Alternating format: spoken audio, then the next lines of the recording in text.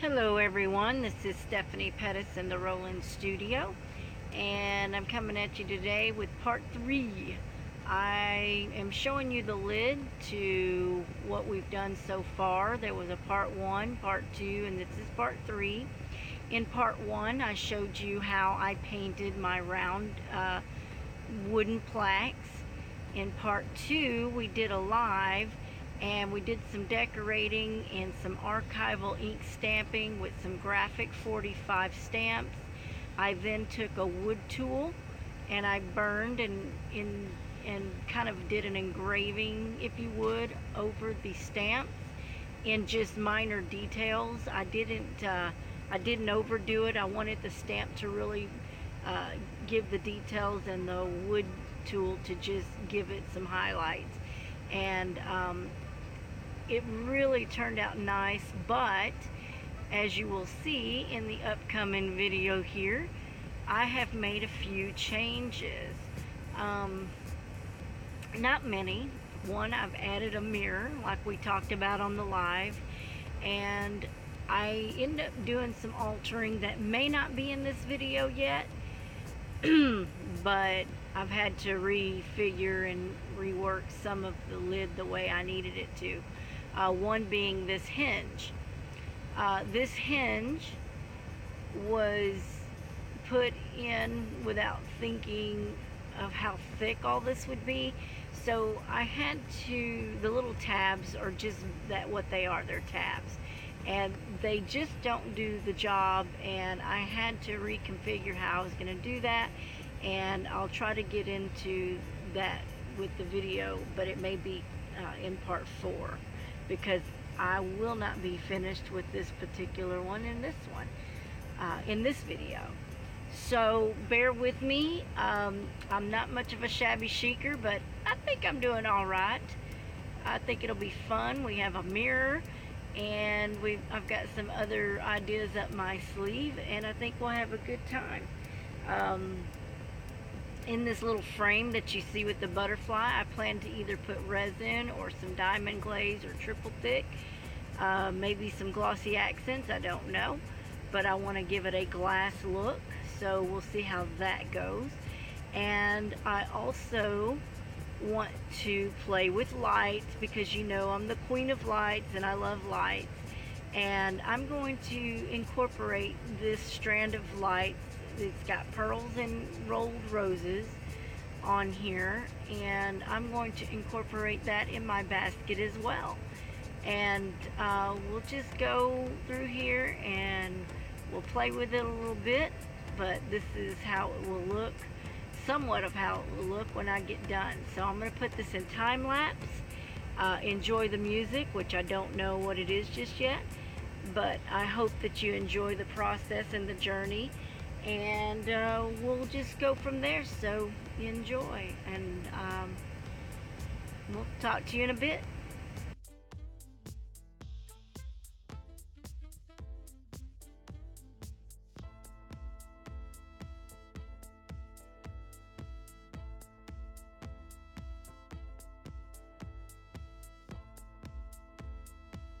As I'm playing with my dress form, I kind of realized that I didn't want it over the mirror, because the point of the mirror is to have it. So I didn't really want to cover it up, so I come up with some other options, but I figured it'd be better if I go ahead and start dolling up this dress form. I got this dress form from Saw Crafters when she was doing her sell-off for her business. And this was just one of the, I got one of the boxes. So this is one of the dress forms that was in there. I'm also using some paper that I created with an embossing tool. The embossing, I think it was the Tim Holtz embossing folder. And I had also used some metallic waxes from Prima. And so I just tore up that piece of paper because it had some script on it, and it was for Michelle Scott's birthday, and it was one of the papers that didn't make it in her little book that I made her. So I thought I would just use that scrap and put it over this dress form. I really like how it turned out, and I hope you do too. So again, embossing folder from Tim Holtz along with Primo waxes and a little bit of extras.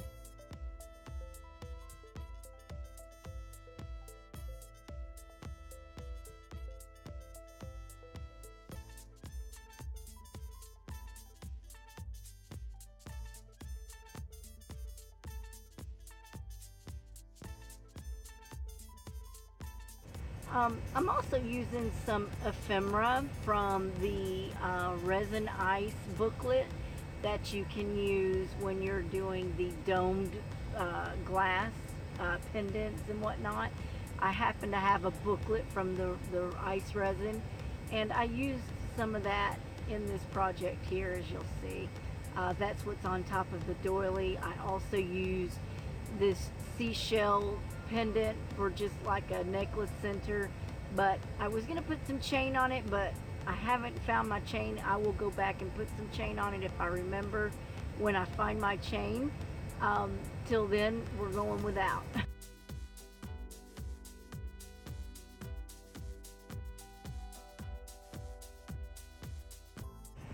I found these little nickel, penny, dime, quarter little pieces at Hobby Lobby.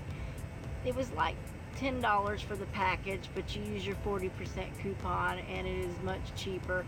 And I believe it's the Charm Me. I could be wrong about that. Which brand it is, I don't recall. But apparently I had dropped a few out of its container somewhere, and I kept ended up with little miniature dimes, nickels, quarters, pennies on my floor, and I picked them up and I put them in the little jar, and whenever I got busy working on this tonight, I put them in the project. I just thought they were cute and went with the whole theme. And I really don't know what got into me, but a project never seems completed without a little bit of a dangle of some sort. And I did an antique ceramic bead, well, vintage style bead with some with a leaf that's attached to it, and I thought it would just be cute sitting at the top of that form of that neck. So I created a little wire wrap bead to go on the neck of that form, almost like a scarf, if you would. I don't know. It just, that's just the way I roll. I don't ever know what I'm gonna do. I just do it.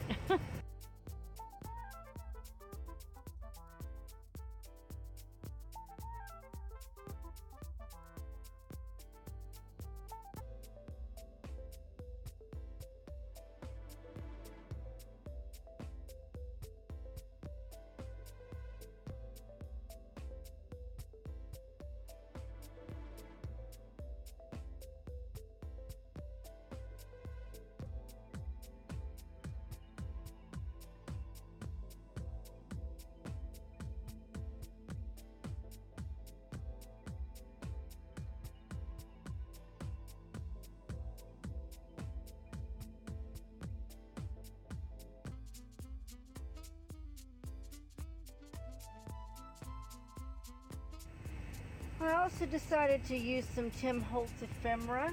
I don't recall what collection now that is, but I think it was the Traveler's collection. I'd already put it away, so, but I do believe it's the Traveler's collection is what I'm using some of these pieces for decoupage in the bottom part of my basket.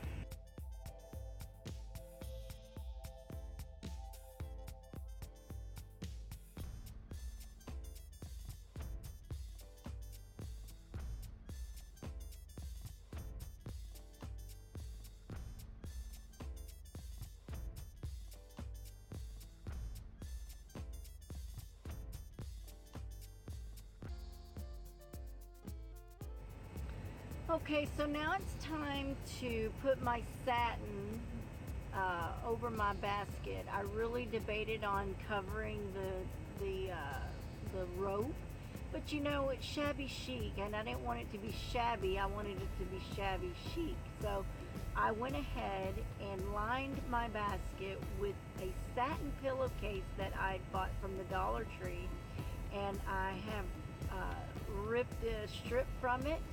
I didn't measure. I just kind of gave it a guess and started lining it on the bottom and just worked my way around the whole thing, and then I ended up, it was long enough to wrap, like, over flap the outside of it, so it really worked out. I mean, I did not measure this. For that, I'm sorry.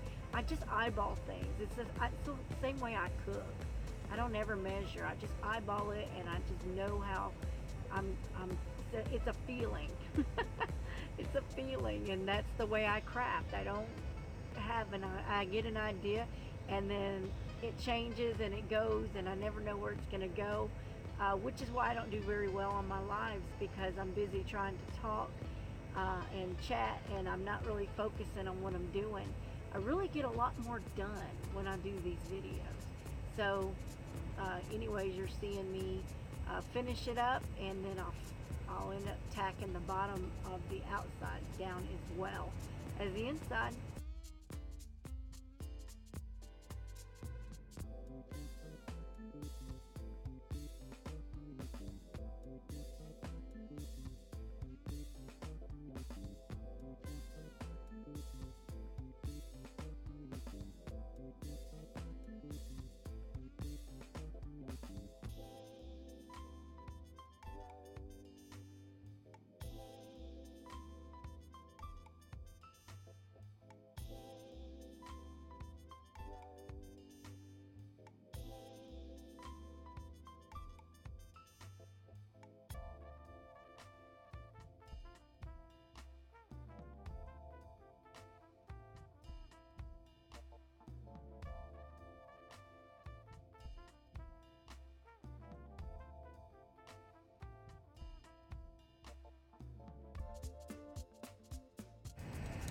I bought some of this trim. I think it was from Walmart.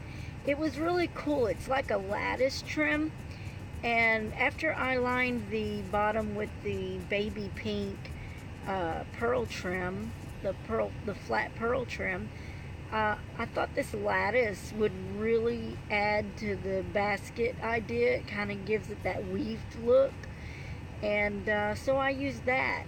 And of course, you'll see here in a little while that I also used some regular lacy lace to do the top, and I just kind of let it dangle over it instead of tacking it down. I just tacked it down on the top excuse me, and I left the bottom free flowing. So I just thought it was a kind of cool attribute to the basket, and it gives it some dimension.